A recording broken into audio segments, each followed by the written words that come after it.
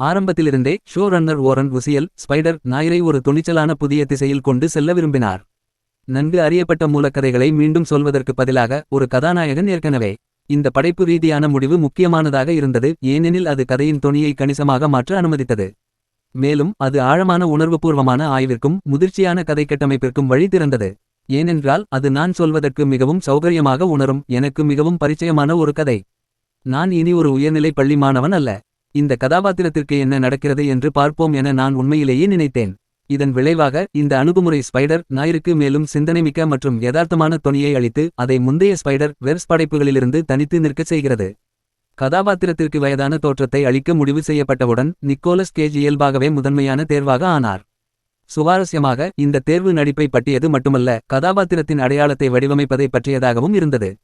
மேலும் கேஜின் ஈடுபாடு படைப்பு செயல்பாட்டில் எதிர்பாராத வழிகளில் தாக்கத்தை ஏற்படுத்தி அந்த கதாபாத்திரத்தை மேலும் சோதனை ரீதியான களங்களுக்குள் தள்ளியது.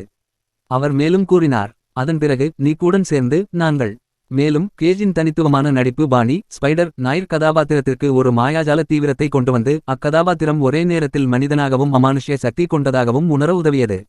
இந்த சமநிலை அக்கதாபாத்திரத்தை வரையறுப்பதில் இன்றியமையாததாக அமைந்தது. ஸ்பைடர் நாயர் திரைப்படத்தில் நிக்கோலஸ் கேஜ் தி ஸ்பைடர் என்று சுருக்கமாக குறிப்பிடப்படும் பென் ரெய்லியின் வயதான கதாபாத்திரத்தில் நடிக்கிறார். இந்த சித்தரிப்பு பாரம்பரிய சித்தரிப்புகளிலிருந்து கணிசமாக வேறுபடுகிறது, ஏனெனில் இது வன்முறை சார்ந்ததாக உள்ளது. அவர் தொடர்ந்தார், அதாவது நாங்கள் பேச ஆரம்பித்தோம், அவன் ஒரு சிலந்தியாக மாறியபோது அது எப்படிப்பட்ட உணர்வாக இருந்தது என்றும் அவனுக்கு உண்மையில் என்ன நடந்தது என்றும் தெரிந்து கொள்ள மிகவும் வற்புறுத்தினான். நாங்கள் தொடர்ந்து வற்புறுத்தி ஒரு முடிவுக்கு வந்தோம். இந்த அணுகுமுறையின் காரணமாக அந்த கதாபாத்திரம் அடையாளத்திற்கும் உள்ளுணர்வுக்கும் இடையிலான போராட்டத்தை பிரதிநிதித்துவப்படுத்தும் ஒரு குறியீட்டு தன்மையை பெறுகிறது.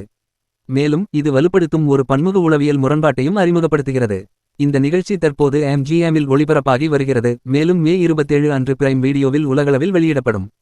கூடுதலாக பார்வையாளர்கள் இதை கருப்பு வெள்ளை மற்றும் வண்ணப்பதிப்புகள் இரண்டிலும் பார்க்கும் வாய்ப்பை பெறுவார்கள்.